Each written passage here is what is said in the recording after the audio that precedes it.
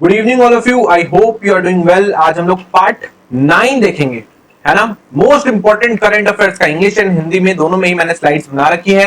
71st BPSC prelims में यहां से क्वेश्चंस आपके आने ही आने वाले हैं, तो मोस्ट इंपॉर्टेंट क्वेश्चंस है, देखेंगे। पार्ट 8 तक हो चुका है, 8 वीडियो जा चुके हैं, जिसमें से आप देखेंगे बहुत सारे क्वेश्चंस आपके इस बार एग्जाम में आएंगे। तो इसलिए पार्ट 9 को आपको फिर से ध्यान से देखना है। पीडीएफ आपको मिलेगा कहां पे, नीचे टेलीग्राम चैनल का लिंक है, वहां से जाके आप सीधा डाउनलोड कर सकते हो। ठीक है, तो स्टार्ट करें। बट उससे पहले आपको मैं बता दूं कि हमारे 94 सब्सक्राइबर हो चुके हैं। आज के आज इसके आप आज कल में आप इसे 100 सब्सक्राइबर करा दीजिए। 100 के बाद हम लोग आगे का सफर भी बहुत जल्द पूरा करेंगे। 100 के बाद 1000 जाएंगे, 1000 के बाद 1 लाख तक पहुंचेंगे। ठीक है, तो उसके बाद भी हम लोग आगे बढ़ते ही जाएंगे। इसलिए आपको मेरे साथ जुड़े रहना है और अपनी पढ़ाई भी सीरियसली करते रहनी है। ये जो 94 सब्सक्राइबर्स हैं, ये मैं दावे के साथ लिख के कह रहा हूँ, ये बहुत ज्यादा सीरियस एस्पिरेंट्स है ना, क्योंकि हम लोग इधर आलतू फालतू की बातें करते नहीं है, सीधा काम की बात पे ही ज्यादा ध्यान देते हैं। ठीक है, तो ध्यान रखिएगा। मैंने प्लेलिस्ट भी बना दी है। प्लेलिस्ट में यहाँ पे आप सारे 8 लेक्चर जो ऑलरेडी हो चुके हैं इस सीरीज के, वो आप जाके देख सकते हैं, और स्पीडी वाले सीरीज के भी कुछ वीडियोस आप देख सकते हैं। ठीक है, स्टार्ट करते हैं। बट उससे पहले एक कोट देख लीजिए, बहुत इंपॉर्टेंट कोट है।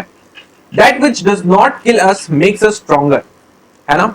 जो चीज हमें मारती नहीं है वो एक तरीके से हमें और स्ट्रॉन्ग बना के छोड़ती है। जैसे कि आप जानते होंगे, अभी आपके पास हो सकता है अभी कुछ प्रॉब्लम्स होंगे आपकी लाइफ में, बट इससे पहले भी बहुत सारी ऐसी प्रॉब्लम रह चुकी है। उसने आपको पूरी तरीके से खत्म तो नहीं किया, बट उसने आपको स्ट्रॉन्ग जरूर बना दिया, ताकि आप और बड़े चैलेंजेस को फेस कर पाओ। इसलिए अगर अभी भी आपकी लाइफ में कोई प्रॉब्लम चल रहा है तो आपको डरना नहीं है, बल्कि उसको फेस करना है, क्योंकि वो आपको पूरी तरीके से कभी भी खत्म नहीं कर पाएगा अनलेस एंड अनटिल आप खुद ही हार ना मान लो। इसलिए आपको हार नहीं मानना है और पेशेंस के साथ फाइट करना है अपनी प्रॉब्लम से। ठीक है, तो ये कोड आप जरूर ध्यान रखिएगा। ठीक है, चलिए स्टार्ट करें। आज का पहला क्वेश्चन देखते हैं। पहला क्या है, ध्यान से, इंग्लिश एंड हिंदी वाले दोनों ही बच्चे पहला क्वेश्चन देखते हैं क्या है। पहला है, the national maritime heritage complex is being developed eight, राष्ट्रीय समुद्री विरासत परिसर कहां विकसित किया जा रहा है। तो कहां किया जा रहा है, ये किया जा रहा है लोथल के अंदर। ये चीज आपको ध्यान रखना है, कहां पे, लोथल के अंदर नेशनल मैरीटाइम हेरिटेज कॉम्प्लेक्स को विकसित किया जा रहा है। ठीक है, तो देख लीजिए, नेशनल मैरीटाइम हेरिटेज कॉम्प्लेक्स कहां पे, लोथल में। लोथल कहां पे, लोथल है गुजरात के अंदर। ठीक है, लोथल है गुजरात के अंदर, वहां पे हम लोग national maritime heritage complex build कर रहे हैं, है ना। आपको पता होगा कि हड़प्पन सिविलाइजेशन में, जो इंडस वैली सिविलाइजेशन थी, हड़प्पन जो साइट्स थी बहुत सारी, उसमें से एक बहुत मोस्ट इंपॉर्टेंट साइट है लोथल, है ना। तो आपको पता है कि इंडस वैली सिविलाइजेशन के टाइम पे हम लोग सी से भी ट्रेड करते थे अलग अलग सिविलाइजेशन से। उसमें से एक इंपॉर्टेंट सिविलाइजेशन थी मेसोपोटामिया। मेसोपोटामिया से भी हम लोग क्या करते थे, ट्रेड किया करते थे। तो ये ट्रेड था, सी रूट के थ्रू ट्रेड हुआ करता था। मतलब उस टाइम भी हम लोग क्या करते थे, उस टाइम में हम लोग ट्रेड का इस्तेमाल करते थे, सी का इस्तेमाल करते थे ट्रेड के लिए। तो इतनी पुरानी हमारी जो मैरीटाइम हिस्ट्री रह चुकी है, अराउंड 4500 ईयर्स, मतलब 4500 साल पुरानी जो हमारी रिच मैरीटाइम हिस्ट्री है, जो हमारा हेरिटेज है, उसको ही ट्रिब्यूट देने के लिए हम लोगों ने क्या सोचा, उसी को ट्रिब्यूट देने के लिए हम लोगों ने क्या सोचा कि नेशनल मैरीटाइम हेरिटेज कॉम्प्लेक्स क्यों ना बना दिया जाए। कुछ इस टाइप का होगा, इस टाइप का लाइट हाउस टाइप का दिखेगा। ठीक है, एक तरीके से ट्रिब्यूट है हमारी रिच मैरीटाइम जो हिस्ट्री रह चुकी है 4500 साल पुरानी, मतलब 4500 साल पुरानी जो हमारी हिस्ट्री है, जो हमारा हेरिटेज है, उसको ट्रिब्यूट देने के लिए हम लोगों ने क्या सोचा है कि नेशनल मैरीटाइम हेरिटेज कॉम्प्लेक्स होना चाहिए। कहां पे होना चाहिए, तो लोथल के अंदर होना चाहिए। लोथल कहां पे है, गुजरात के अंदर है। ये सारी चीजें, ये सारे फैक्ट्स आप ध्यान रखेंगे। तो क्लियर हुआ कि नहीं हुआ, समझ में आया। अब देखिए, ये जो नेशनल मैरीटाइम हेरिटेज कॉम्प्लेक्स है जो कि लोथल में बनने वाला है, इसे बना कौन रहा है, इसे बना रहा है मिनिस्ट्री ऑफ पोर्ट्स। ये आप ध्यान रखेंगे। और इसके लिए जो फंडिंग है वो कौन दे रही है, इसके लिए जो फंडिंग है वो प्रोवाइड कर रही है DGLL, directorate general of lighthouses and lightships. ये चीज आप ध्यान रखेंगे। ठीक है, तो ये क्या कर रही है, एक तरीके से फंडिंग प्रोवाइड कर रही है, ये चीज आप ध्यान रखेंगे। और इस टाइप का लाइट हाउस बनाया जा रहा है कहां पे, लोथल में, जो कि कहां पे है, गुजरात के अंदर में है। ये चीज आप ध्यान रखेंगे, है ना। तो देखो, बहुत सारे हड़प्पन साइट थे, उसमें से क्या है, लोथल भी है, धोलावीरा देखो इधर ये रहा, और लोथल है ये रहा। अभी देखो कहां पे है, ये है गल्फ ऑफ खम्बट के पास। कहां पे है, गल्फ ऑफ खम्बट के पास। इस टाइप का लोथल अब दिखता है। ठीक है, ये कहां पे है, गल्फ ऑफ खम्बट के पास है, ना कि गल्फ ऑफ कच्छ के पास। ये चीज आप ध्यान रखेंगे। ठीक है, तो गल्फ ऑफ खम्बट के पास क्या है, गुजरात में क्या है, लोथल है, जो कि एक most important Indus valley civilisation की एक साइट थी। ये चीज आप ध्यान रखेंगे। ये जो लोथल है, लोथल को डिस्कवर किसने किया था, एस आर राव ने किया था। ये एक इंडियन आर्कियोलॉजिस्ट थे, इन्होंने डिस्कवर किया था लोथल को 1954 के अंदर। अब एक इंपॉर्टेंट फैक्ट ये भी आपको ध्यान रखना है लोथल के बारे में, है ना। इसे 1954 में डिस्कवर किया गया, किसके द्वारा, एस आर राव द्वारा, जो कि क्या थे, इंडियन आर्कियोलॉजिस्ट थे। क्लियर हुआ कि नहीं हुआ, आई थिंक आप ये सारी चीजें समझ चुके होंगे। किसके बारे में, मैरीटाइम हेरिटेज कॉम्प्लेक्स के बारे में, है ना। National maritime heritage complex Lothal, Gujarat में है, और इसको लोथल को किसने डिस्कवर किया था? एसआर राव ने किया था, है ना। सारी चीजें मैंने आपको बता दी है। किस चीज के लिए? जो हमारी रिच मैरिटाइम हिस्ट्री थी उसको एक तरीके से ट्रिब्यूट देने के लिए है। ये चीज आप ध्यान रखेंगे, ठीक है। तो क्लियर हो गया सारी चीजें। नेक्स्ट क्वेश्चन पे आगे बढ़े, नेक्स्ट क्वेश्चन की तरफ आगे बढ़ते हैं, है ना। नेक्स्ट क्वेश्चन देखिए क्या है, नेक्स्ट है according to IEA world energy outlook 2024 India aims for how much renewable capacity by 2035। IEA क्या है? ये है इंटरनेशनल एनर्जी एजेंसी। तो आईईए विश्व ऊर्जा आउटलुक 2024 के अनुसार भारत का 2035 तक नवीकरणीय क्षमता का लक्ष्य कितना है? मतलब हम लोग कितना रिन्यूएबल कैपेसिटी बिल्ड कर लेंगे 2035 तक? तो कितना कर लेंगे? 1400 गीगावाट कर लेंगे। 1400 गीगावाट तक हम लोग कर लेंगे। ये चीज आपको ध्यान रखना है, ठीक है। तो इंटरनेशनल एनर्जी एजेंसी के बारे में आप ध्यान रखेंगे कि 1400 गीगावाट तक हम लोग क्या कर लेंगे, इतनी हम लोग रिन्यूएबल एनर्जी कैपेसिटी बिल्ड कर लेंगे। ये चीज आपको ध्यान रखना है। रिन्यूएबल एनर्जी कौन सी? जो कि अबंडेंट मात्रा में हमारे पास है, वो कभी भी खत्म होने वाली नहीं है। जैसे कि सोलर एनर्जी, है ना, जैसे कि विंड एनर्जी हो गई, ये हाइड्रो एनर्जी हो गई। तो ये सारी एनर्जी तो ऐसा है नहीं कि खत्म हो जाएगी। कोई फॉसिल फ्यूल तो है नहीं, कोई ऐसे पेट्रोल तो है नहीं कि ना ये खत्म हो जाएगा टाइम के साथ। नहीं, ये खत्म नहीं होने वाला। तो इसको हम लोग क्या करते हैं, इसको हम लोग इलेक्ट्रिसिटी बनाने के लिए, एनर्जी बनाने के लिए यूज कर सकते हैं। और इसलिए हम लोग से क्या कहेंगे? रिन्यूएबल एनर्जी कहेंगे, क्योंकि ये खत्म नहीं होने वाली है ना। ये चीज आप थोड़ा सा ध्यान रखोगे, ठीक है। अभी इसलिए भी न्यूज में था क्योंकि इस पे टैक्स भी कट किए गए हैं। 12% से 5% टैक्स कट दिया गया है। ये 5% कट करके कर दिया गया है। ये चीज आप ध्यान रखेंगे, ठीक है। समझ में आ गया कि रिन्यूएबल एनर्जी का हम लोगों ने टारगेट क्या रख रखा है? 1400 गीगावाट एनर्जी का हम लोगों ने टारगेट रख रखा है 2035 तक। ये चीज आप ध्यान रखेंगे, ठीक है। तो क्वेश्चन नंबर 2 भी क्लियर हो गया। चलिए आगे बढ़े, आगे बढ़ते हैं। अगला क्वेश्चन है the PM Yuva 3.0 scheme is related to. PM Yuva 3.0 योजना किससे संबंधित है? तो किससे संबंधित है इसके बारे में बताइए। ये संबंधित है यंग ऑथर से रिलेटेड, युवा लेखकों से रिलेटेड, है ना। पीएम युवा 3.0 स्कीम, है ना। अब इस स्कीम के तहत हम लोग को समझना जरूरी हो जाता है कि स्कीम है क्या, पीएम युवा 3.0 योजना है क्या, है ना। अब इस योजना के तहत जो युवा लेखक है, जो यंग ऑथर्स है, उनको जिम्मेदारी दे रही है सरकार, जो कि 30 साल से कम की उम्र के हैं, जो कि 30 साल से इनकी उम्र कम है, उनको जिम्मेदारी दी जा रही है कि वो रीडिंग, राइटिंग और बुक कल्चर को इंडिया के अंदर बढ़ाएं।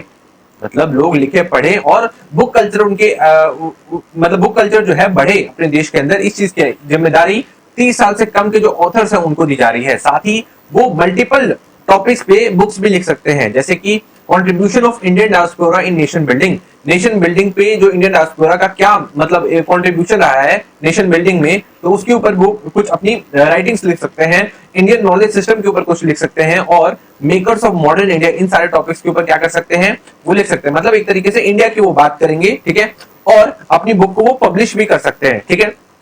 जो टॉप की जो बुक्स होगी, जो टॉप के ऑथर्स होंगे, जिनकी टॉप की जो राइटिंग्स होगी, उसमें से 50 ऑथर को क्या किया जाएगा, उसी फील्ड में और जो बड़े ऑथर रह चुके हैं उनके साथ कोलैबोरेट करने का क्या मिलेगा, मौका मिलेगा, ठीक है। उनके साथ कोलैबोरेट करेंगे, प्लस उन्हें अलग अलग लिटरेरी फेस्टिवल्स में बुलाया जाएगा, उनको सम्मानित भी किया जाएगा। ये चीज आपको ध्यान रखना है। साथ ही उनकी बुक भी पब्लिश की जाएगी नेशनल बुक ट्रस्ट द्वारा। किसके द्वारा? नेशनल बुक ट्रस्ट द्वारा उनकी बुक भी एक तरीके से पब्लिश की जाएगी, और साथ ही उनको 10% रॉयल्टी भी मिलेगी, और टाइम के साथ साथ उनको 3 लाख तक रुपए भी मिलेंगे। ये चीज आपको ध्यान रखना है। अगले 6 महीने के अंदर 3 लाख रुपीज भी उनको दिए जाएंगे। ये चीज आपको ध्यान रखना है। 50,000 पर मंथ, ठीक है। आई थिंक आप ये सारी चीजों को समझ पा रहे होंगे, है ना। ये क्या है, एक तरीके से यंग ऑथर जो है, जो यंग जो लोग हैं जो कि बुक राइटिंग कर रहे हैं, उनको एक तरीके से एक प्रोत्साहन देती है ये स्कीम। ये चीज आपको ध्यान रखना है, ताकि वो इंडिया की बात है वो जो एकदम जनमानस तक पहुंचा पाए, हमारे जो बच्चे हैं उन तक अच्छी तरीके से पहुंचा पाए। ये चीज आपको ध्यान रखना है, ठीक है। आई थिंक आप ये सारी चीजों को समझ पा रहे होंगे। तो पीएम युवा 3.0 क्या है? ये है यंग ऑथर्स के लिए, युवा लेखकों के लिए। क्लियर हो गया? आगे बढ़ते हैं। चलिए नेक्स्ट क्वेश्चन की तरफ। नेक्स्ट क्वेश्चन देखते हैं क्या है। नेक्स्ट है Vantara wildlife conservation project was launched in 2025 at. Vantara वन्यजीव संरक्षण परियोजना 2025 में कहां शुरू की गई? तो कहां शुरू की गई है? ये की गई है जामनगर, गुजरात में। ये चीज आपको ध्यान रखना है। Vantara wildlife conservation project, है ना।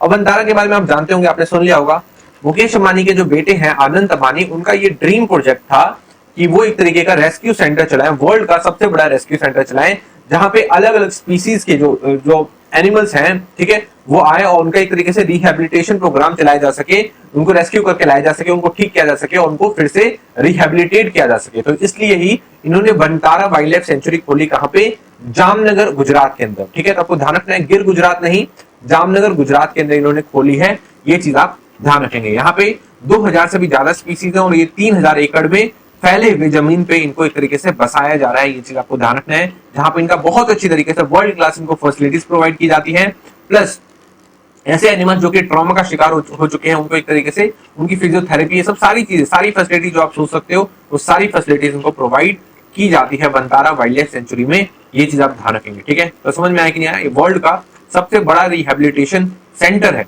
ठीक है, प्राइम मिनिस्टर मोदी जी ने इसे इनॉग्रेट किया था, ये चीज आप ध्यान रखेंगे। चलिए आगे बढ़ते हैं। आगे है the first cooperative university of India will be established eight. India की पहली कोऑपरेटिव यूनिवर्सिटी कहां एस्टैब्लिश की जाएगी? भारत का पहला सहकारी विश्वविद्यालय कहां स्थापित किया जाएगा? तो ये क्या जाएगा? आनंद, गुजरात के अंदर। ठीक है, आनंद गुजरात के अंदर, है ना। आनंद का बहुत पुराना रिश्ता है किससे? कोऑपरेटिव से, कोऑपरेटिव सोसाइटी से, है ना। आपको पता होगा कि अमूल के बारे में, अमूल की जो स्थापना है वो भी कहां पे हुई थी? आनंद गुजरात में हुई थी 1946 के अंदर, है ना। तो यहाँ पे हम लोग क्या कर रहे हैं? यहाँ पे हम लोग इंडिया की पहली कोऑपरेटिव यूनिवर्सिटी खोल रहे हैं, ये आपको ध्यान रखना है। भारत का पहला सहकारी विश्वविद्यालय खोल रहे हैं। ठीक है, अब इस सहकारी विश्वविद्यालय का नाम क्या है? इसका नाम है त्रिभुवन सहकारी यूनिवर्सिटी, सहकारी यूनिवर्सिटी, आपको ध्यान रखना है। ठीक है, त्रिभुवन सहकारी यूनिवर्सिटी का नाम रखा गया है, ये चीज आप ध्यान रखेंगे। अब त्रिभुवन क्यों रखा गया आपको पता है? क्योंकि अमूल के जो फाउंडर थे उनका नाम क्या था? उनका नाम था त्रिभुवन पटेल, पूरा नाम त्रिभुवन काशीभाई पटेल था उनका नाम। ठीक है, तो उन्हीं के नाम से क्या रखा गया है? इंडिया की पहली कोऑपरेटिव यूनिवर्सिटी का नाम रखा गया है। अभी कोऑपरेटिव यूनिवर्सिटी में क्या होगा? आप लोग यूनिवर्सिटी में क्या करते हैं? सीखते हैं, चीजों को सीखते हैं और फिर उसके बाद जाके इंडस्ट्री में, मेन इंडस्ट्री में जाकर काम करते हैं। तो वैसे ही ये यूनिवर्सिटी है जहाँ पे कोऑपरेटिव सोसाइटी में जो काम करने वाले लोग हैं वो अपनी स्किल्स को, अलग अलग टाइप के स्किल्स को सीखेंगे, उससे रिलेटेड नॉलेज लेंगे और फिर जाके कोऑपरेटिव सोसाइटीज में काम करेंगे, ये चीज आपको ध्यान रखना है। ठीक है, तो कहां पे सेटअप किया जा रहा है? आनंद गुजरात में किया जा रहा है। अमूल को भी 1946 में स्टैब्लिश किया गया था, ये चीज आपको पता है, आनंद गुजरात में ही। आई थिंक आप ये सारी चीजों को समझ पा रहे होंगे। त्रिभुवन पटेल कौन थे? वो थे अमूल के फाउंडर। क्लियर हो गया? चलिए आगे बढ़े, अगला क्वेश्चन देखते हैं क्या है। India first constitution museum was inaugurated at. Bharat का पहला संविधान संग्रहालय कहां उद्घाटित किया गया? तो भारत का पहला संविधान संग्रहालय, कॉन्स्टिट्यूशन म्यूजियम कहां उद्घाटित किया गया है? सोनीपत में किया गया है। स्टेट का नाम पूछे तो हरियाणा में किया गया है, ये आपको ध्यान रखना है। हरियाणा में एक यूनिवर्सिटी है ओपी जिंदल यूनिवर्सिटी, तो उसमें इंडिया का पहला कॉन्स्टिट्यूशन म्यूजियम का इनॉग्रेशन किया गया, उसको उद्घाटन किया गया है, ये आपको ध्यान रखना है। ठीक है, तो इस यूनिवर्सिटी के अंदर कुछ इस टाइप से म्यूजियम बनाया गया है जहां पे कुछ इंपॉर्टेंट फैक्ट्स होंगे कॉन्स्टिट्यूशन ऑफ इंडिया से रिलेटेड, कुछ इंपॉर्टेंट आर्टिकल्स होंगे कॉन्स्टिट्यूशन ऑफ इंडिया से रिलेटेड, और ये सारी जानकारी ऑडियो विजुअल फॉर्मेट में आपको प्रोवाइड की जाएगी। काफी मतलब एक तरीके से बेहतरीन चीज सोची थी ओपी जिंदल यूनिवर्सिटी ने, और इसका इनॉग्रेशन किया गया है कहां पे? हरियाणा, सोनीपत के अंदर, ये चीज आप ध्यान रखेंगे। ठीक है, तो आई थिंक आप ये सारी चीजों को समझ चुके होंगे। ओपी जिंदल ग्लोबल यूनिवर्सिटी में क्या है? सोनीपत के अंदर इंडिया का पहला कॉन्स्टिट्यूशन म्यूजियम बना है, ये चीज आप ध्यान रखेंगे। ठीक है, क्लियर हो गया? अगला क्वेश्चन देखते हैं। अगला क्वेश्चन क्या है? Reset program launched in 2024 is meant for. 2024 में शुरू किया गया रीसेट कार्यक्रम किसके लिए है? तो रीसेट प्रोग्राम किस चीज के लिए है? ये है रिटायर्ड स्पोर्ट्स पर्सन के लिए। किसके लिए? सेवानिवृत्त खिलाड़ियों के लिए है, ये आपको ध्यान रखना है। रीसेट कार्यक्रम, है ना। अब रीसेट प्रोग्राम आप जानते होंगे, जैसे कि हमारे स्पोर्ट्स पर्सन है, बहुत सारे ऐसे स्पोर्ट्स हैं, जैसे कि क्रिकेट तो बहुत लोग जानते हैं ना, और बहुत सारे ऐसे भी स्पोर्ट्स हैं, ऐसे बहुत सारे ऐसे भी खेल हैं जिनके बारे में लोग को इतनी नॉलेज नहीं है, बट वो एग्जिस्ट करते हैं और उसमें प्लेयर्स एक तरीके से बहुत अच्छा परफॉर्म भी करते हैं और हमारे देश का नाम भी रोशन करते हैं, बट उनको कभी भी जितना उनको रिकॉग्निशन मिलना चाहिए उनको कभी भी नहीं मिल पाता। ठीक है, फिर उसके बाद जब उनकी उम्र पूरी होती है, जब वो कैटेगरी से बाहर होते हैं क्योंकि एज हो जाती है, तो उसके बाद उनको कोई भी याद नहीं रखता, वो बहुत ही गुमनामी वाली जिंदगी जीते हैं। प्लस कई बार तो बहुत ज्यादा लोग एकदम अनएम्प्लॉयड होकर घूमते हैं और काफी गरीबी का भी सामना करते हैं। इस चीज के लिए रीसेट प्रोग्राम चलाया गया है, जो कि हमारे ऐसे नौजवान लोग जो कि स्पोर्ट्स में जिन्होंने बहुत अच्छा काम किया, उनको मेडल मिले, देश का नाम उन्होंने ऊंचा किया, उसके बाद वो अनएम्प्लॉयड ना रह जाए, तो उनको एक तरीके से एम्प्लॉयमेंट देने के लिए रीसेट प्रोग्राम स्टार्ट किया गया है, ये आपको ध्यान रखना है। ठीक है, जैसे क्रिकेट है, क्रिकेट में तो भाई आपको पता है क्रिकेटर जो है वो काफी ज्यादा फेमस हो जाते हैं, काफी पैसे कमाते हैं ना, तो उनको इस प्रोग्राम की ज्यादा जरूरत नहीं पड़ेगी। बट बहुत सारे ऐसे गेम्स हैं जिनको लोग इतना रिकॉग्नाइज नहीं करते, बट उसमें जो हमारा देश काफी अच्छा परफॉर्म करता है, तो उन सारे लोगों के लिए एक तरीके से ये ट्रिब्यूट है, उनको एक तरीके से सहायता दी जा रही है कि नहीं भाई हम लोग आपको छोड़ेंगे नहीं, हम लोग आपका भी एम्प्लॉयमेंट का ध्यान रखेंगे। जैसे कि अभी जेवलिन थ्रो के बारे में आप जानते हो कि जेवलिन थ्रो अभी सब लोग जानते हैं जेवलिन थ्रो के बारे में। क्यों? नीरज चोपड़ा के बारे नीरज चोपड़ा की वजह से। बट बहुत पहले, मतलब उससे पहले नीरज चोपड़ा जब ज्यादा फेमस नहीं हुए थे तो उससे पहले ज्यादा लोग जेवलिन थ्रो के बारे में नहीं जान रहे थे कि भाला फेंकना भी गेम है ना। तो उस तरीके से क्या होता है, ऐसे उससे पहले के भी जो प्लेयर्स है लोग गुमनामी में वो लोग चले गए, उनके बारे में ज्यादा लोगों को नहीं पता, है ना। तो बहुत सारे ऐसे गेम्स होते हैं जिनके बारे में लोगों को नहीं पता, बट वो इंडिया को नाम रोशन करने का काम करते हैं। इसी के लिए हम लोगों ने रीसेट प्रोग्राम चलाया है, ये चीज आपको ध्यान रखना है, ठीक है। रीसेट का एक बार आप फुल फॉर्म भी देख लोगे, retired sports person empowerment scheme, retired sports person empowerment scheme, ये चीज आप ध्यान रखेंगे। चलिए आगे बढ़े। आगे है Semicon India 2024 was organised at, Semicon India 2024 का आयोजन कहां हुआ? तो सेमिकॉन इंडिया 2024 का आयोजन हुआ था ग्रेटर नोएडा के अंदर। कहां पे हुआ था? ग्रेटर नोएडा के अंदर। ये हुआ था 2024 का। अगर आपसे पूछ लिया जाए 2025 का आयोजन कहां हुआ है, क्योंकि अभी हाल फिलहाल में हुआ, एक दो दिन पहले देखो 13 सितंबर को आपका एग्जाम है, 2 से 4 सितंबर के बीच में सेमिकॉन इंडिया प्रोग्राम चल रहा था। कहां पे? यशोभूमि के अंदर, यशोभूमि न्यू दिल्ली के अंदर। यशोभूमि कन्वेंशन सेंटर आपको जानते होंगे, प्राइम मिनिस्टर नरेंद्र मोदी ने ही इसका उद्घाटन किया था। तो यहीं पे सेमिकॉन इंडिया प्रोग्राम हुआ 2025 का। 2024 कहां हुआ था? वो हुआ था ग्रेटर नोएडा के अंदर, है ना। अभी बार सेमिकॉन इंडिया प्रोग्राम 2025 का हाईलाइट हम लोग देख लेते हैं। हाईलाइट इसमें यही था विक्रम चिप के बारे में, है ना। हम लोगों ने अपनी खुद की इंडिया में बनाई हुई एक चिप लॉन्च की जिसका नाम क्या है? विक्रम है। तो ये देश को एक तरीके से समर्पित किया गया है विक्रम चिप, जो कि इंडिया की खुद की बनाई हुई सेमीकंडक्टर चिप है। ये चीज आप ध्यान रखेंगे, ठीक है। तो समझ में आया कि नहीं आया सेमिकॉन इंडिया के बारे में? इतनी चीज आप ध्यान रखेंगे, है ना। सेमीकंडक्टर से रिलेटेड ऑलरेडी हम बहुत सारी चीजें कवर कर चुके हैं, तो जाकर आप पुराने लेक्चर देखोगे तो सारी चीजें क्लियर रहेंगी। सेमिकॉन इंडिया प्रोग्राम के बारे में आपको पता होना चाहिए कि ये क्या है, इसके बारे में आपको पता होना चाहिए, है ना। अब आपको पता है कि हमारे प्रधानमंत्री का ये विजन है कि इंडिया एक हब बने, किसका? सेमीकंडक्टर्स के चिप्स का, है ना। सेमीकंडक्टर चिप ये आगे क्या होने वाला है? एक तरीके से लाइफलाइन रहने वाला है, क्योंकि हर एक टाइप की इलेक्ट्रिसिटी से चलने वाला जो गैजेट होता है उसमें चिप होती है, चाहे आपका मोबाइल फोन हो, चाहे रोबोट हो, कुछ भी हो, तो उसमें जो चिप होती है वो सेमीकंडक्टर की चिप होती ही होती है। तो इसलिए प्राइम मिनिस्टर नरेंद्र मोदी ने सोचा कि क्यों ना इंडिया एक हब बने, किसका? सेमीकंडक्टर चिप का। तो हम लोगों ने एक तरीके से सोचा है कि हम लोग हब होने चाहिए। इस चीज के लिए हम लोगों ने सेमिकॉन इंडिया प्रोग्राम को लॉन्च किया है, जो कि 76,000 करोड़ की लागत से लॉन्च किया गया है। ये आपको ध्यान रखना है, कितने हजार करोड़ की? 76,000 करोड़ की लागत से लॉन्च किया गया है। इसके तहत जो भी इंडस्ट्रीज में जो इस फील्ड में काम करेंगे उनको एक तरीके से प्रोवाइड किया जाएगा, एक तरीके से फाइनेंशियल बेनिफिट्स प्रोवाइड किए जाएंगे। तो सेमिकॉन इंडिया प्रोग्राम क्या है? 76,000 करोड़ की लागत से लॉन्च किया गया है, ताकि सेमीकंडक्टर से रिलेटेड हम लोग और आगे बढ़ सके और खुद के सेमीकंडक्टर चिप्स बना सके, है ना। पहली जो हमारी सेमीकंडक्टर खुद की चिप जो बनी अभी हाल फिलहाल में, विक्रम उसका नाम है, 2025 में लॉन्च की गया है। कहां पे लॉन्च किया गया? सेमिकॉन इंडिया प्रोग्राम में, जो कि कहां पे हुआ? यशोभूमि के अंदर हुआ, न्यू दिल्ली के अंदर हुआ। तो ये चीज आप ध्यान रखेंगे, ठीक है। चलिए अगले क्वेश्चन की तरफ आगे बढ़ते हैं। अगला क्वेश्चन है the motto inscribed on Supreme Court's new flag is, Supreme Court के नए ध्वज पर कौन सा सूत्र वाक्य अंकित है? तो ये अंकित है यतो धर्मोस्ततो जय। क्या अंकित है? यतो धर्मोस्ततो जय। ये चीज आप ध्यान रखेंगे। इसके बारे में ऑलरेडी हम लोग एक बार बात कर चुके हैं, क्योंकि सुप्रीम कोर्ट के बारे में सारी चीजें जो आपके एग्जाम में आ सकती है वो मैंने बता दिया है, क्योंकि सुप्रीम कोर्ट के अभी हाल फिलहाल में ही 75 ईयर्स कंप्लीट हो चुके हैं। कितने ईयर्स? 75 ईयर्स कंप्लीट हो चुके हैं। मैंने सारी चीजें इसकी हिस्ट्री आपको बता दी थी, तो जाकर पुराने लेक्चर देखोगे इसी सीरीज के अंदर तो आपको ये चीजें मिल जाएगी। आई थिंक पहले या दूसरे लेक्चर में ही मैंने इसको कवर किया है। तो 75 ईयर्स कंप्लीट हो चुके हैं, तो इसलिए जो हमारे प्रेसिडेंट ऑफ इंडिया है उसने सुप्रीम कोर्ट का एक नया फ्लैग भी लॉन्च किया। वो फ्लैग इस टाइप का दिखता है, नेवी ब्लूज का कलर है। ये चीज आप ध्यान रखेंगे, नेवी ब्लूज का कलर है, और इसमें नीचे कॉन्स्टिट्यूशन ऑफ इंडिया की बुक है, उसके ऊपर सुप्रीम कोर्ट की बिल्डिंग है, और उसके ऊपर अशोक चक्र है। ये चीज आपको ध्यान रखना है। सबसे ऊपर लिखा हुआ है सुप्रीम कोर्ट ऑफ इंडिया, और नीचे लिखा है यतो धर्मोस्ततो जय। इसका मतलब क्या होता है? इसका मतलब होता है वेयर देयर इज धर्म देयर इज विक्ट्री। मतलब जहां पे धर्म होता है, जहां सच्चाई होती है, उसकी हमेशा विजय होती है, उसकी हमेशा जीत होती है। ये चीज आपको ध्यान रखना है। तो मोटो क्या है? मोटो है यतो धर्मोस्ततो जय। ये चीज आपको ध्यान रखना है, ठीक है। तो समझ में आ गया। सुप्रीम कोर्ट के बारे में इतना आपको पता है कि इसके बारे में आर्टिकल 124 से लेके 147 में लिखा गया है ना, सुप्रीम कोर्ट के बारे में, जिसमें आर्टिकल 124 बात करते हैं there should be a Supreme Court of India, कि एक सुप्रीम कोर्ट ऑफ इंडिया होना चाहिए। आर्टिकल 124 से लेकर 147 में बात हो रही है किसके बारे में? सुप्रीम कोर्ट के बारे में, जो कि पार्ट 5 ऑफ कॉन्स्टिट्यूशन में है। कितने में है? Part 5 of constitution of India में है। सारी चीजें, सारे फैक्ट्स जो है ऑलरेडी मैं आपको बता चुका हूं। पहले चीफ जस्टिस से लेकर लास्ट चीफ जस्टिस जो भी है, सारी चीजें कवर है, तो जाकर पुराने लेक्चर जरूर देखिएगा, ठीक है। आगे बढ़े, अगले क्वेश्चन की तरफ आगे बढ़ते हैं। अगला क्वेश्चन है on it's 75th anniversary the supreme Court of India issued अपनी 75वीं वर्षगांठ पर भारत के सर्वोच्च न्यायालय ने क्या जारी किया? तो क्या जारी किया? इन्होंने कॉमेमोरेटिव कॉइन एंड स्टैम्प जारी किया, ये आपको ध्यान रखना है ना। क्या किया है? स्मारक सिक्का एवं डाक टिकट को जारी किया है, ये आप ध्यान रखेंगे। 75 ईयर्स क्योंकि सुप्रीम कोर्ट ऑफ इंडिया के कंप्लीट हो गए थे। चलिए नेक्स्ट क्वेश्चन की तरफ आगे बढ़ते हैं।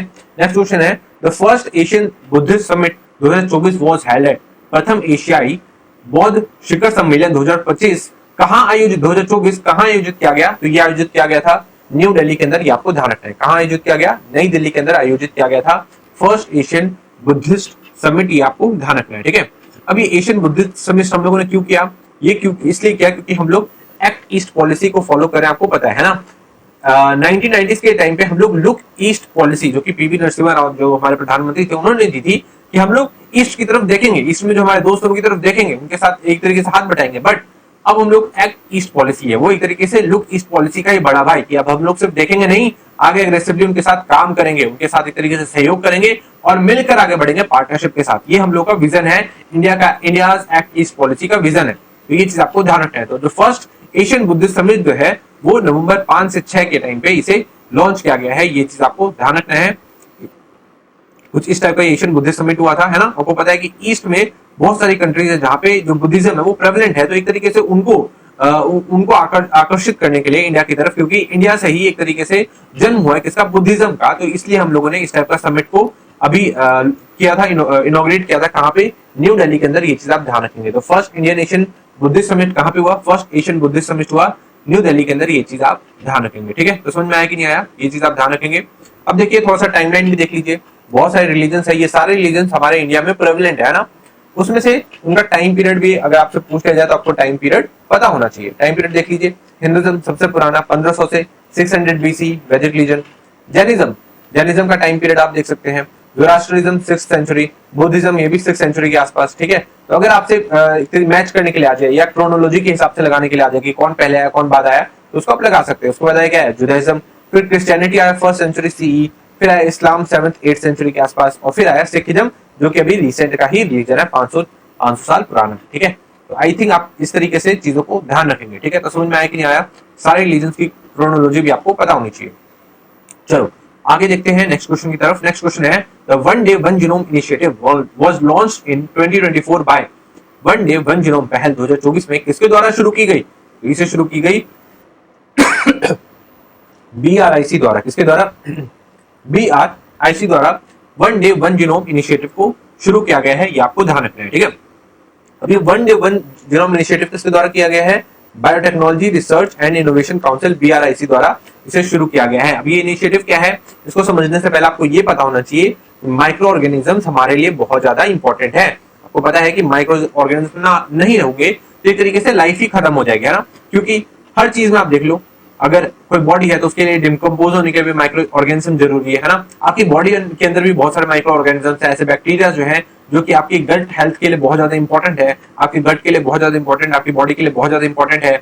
अगर कोई बॉडी भी बाहर पड़ी हुई है तो उसको डिग्रेड होने के लिए माइक्रो ऑर्गेनिज्म की जरूरत है। सॉइल फॉर्मेशन के लिए भी माइक्रो ऑर्गेनिज्म की जरूरत है। मिनरल प्योरिफिकेशन के लिए भी माइक्रो ऑर्गेनिज्म की जरूरत है। तो जो माइक्रो ऑर्गेनिजम्स है ये बहुत ज्यादा इंपॉर्टेंट होती है अगर आपको धरती पे लाइफ को सस्टेन करना है, इसलिए, ठीक है। तो इंडिया में जो ऐसी यूनिक बैक्टीरियल स्पीसीज जो कि पाए जा रहे हैं उसको हम लोग किस तरीके से फायदा उठा सकते हैं, उसको हम लोग किस तरीके से हार्नेस कर सकते हैं, उनकी जो कैपेबिलिटीज हैं उसको किस तरीके से हम लोग हार्नेस कर सकते हैं, उसको किस तरीके से उसका फायदा उठा सकते हैं। इस चीज के लिए हम लोगों ने one day one genome initiative को लॉन्च किया है, ये आपको ध्यान रखना है। इसको लॉन्च किसने किया है? इसे लॉन्च किया है biotechnology research and innovation council ने। समझ में आया? One day one genome biotechnology research and innovation council ने इसे लॉन्च किया है, ये चीज आप ध्यान रखेंगे, ठीक है। तो समझ में आया कि नहीं आया? इस चीज के लिए ताकि माइक्रो ऑर्गेनिजम्स की जो पावर है उसको एक तरीके से हम लोग हार्नेस कर सके, ये चीज आपको ध्यान रखना है। जो यूनिक बैक्टीरिया जो कि इंडिया में कहीं पाए जाते हैं उसका हम लोग किस तरीके से फायदा उठा सकते हैं, ये सारी चीजें one day one genome initiative के तहत की जा रही है, ये आपको ध्यान रखना है। इसे हाल फिलहाल में 2024 में ही लॉन्च किया था, किसके द्वारा? BRIC द्वारा, biotechnology research and innovation council द्वारा, ठीक है। तो आई थिंक आप ये सारी चीजों को समझ पा रहे होंगे, है ना। आज का लेक्चर हम लोग यहीं तक रखते हैं, कल हम लोग इस क्वेश्चन से आगे बढ़ेंगे। मोस्ट इंपॉर्टेंट क्वेश्चन है ये, इसका PDF आपको नीचे टेलीग्राम चैनल पे मिलेगा, टेलीग्राम चैनल का लिंक है नीचे, वहां जाके ज्वाइन कर लेंगे और PDF को जरूर डाउनलोड कर लेंगे, ठीक है। अब फटाफट आप 100 सब्सक्राइबर करा दीजिए, उसके बाद हम लोग 500 से 1000 से लाख तक का भी सफर बहुत जल्द ट्रैक करेंगे। इसी के साथ आज की वीडियो को मैं समाप्त करना चाहूंगा। Thank you so much.